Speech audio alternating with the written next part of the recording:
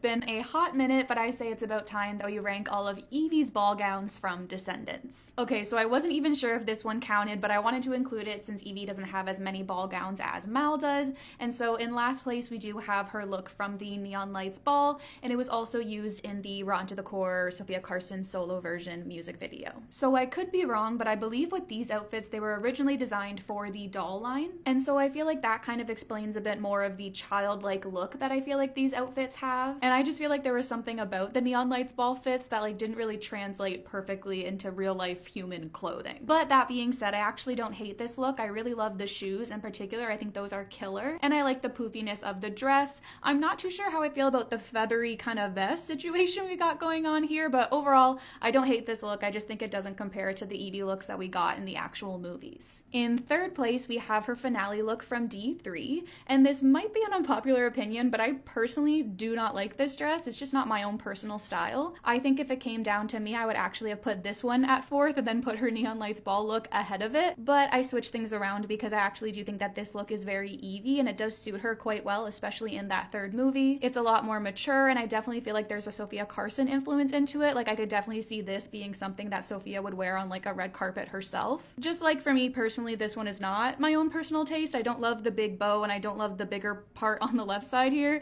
It's just not for me, but that's okay. Not everything needs to be for me. Now, this was a very hard decision for me to make. Like I really couldn't decide between the one I ended up having at number 1 and this one because I love these two dresses so very much, but in second place, I ended up deciding to go with her look from the first movie. In particular, I love this skirt and how it's kind of got a bit of a ragged look to it, and then I also love the top part of her dress, how she has this little see-through sparkly aspect. I think that is so gorgeous, and unlike a lot of the other girls, Evie doesn't get a shortened version of this dress for the final dance number, but what they did instead was gave her like this little cape that she wears during Ben's coronation, and then she takes it off or set it off.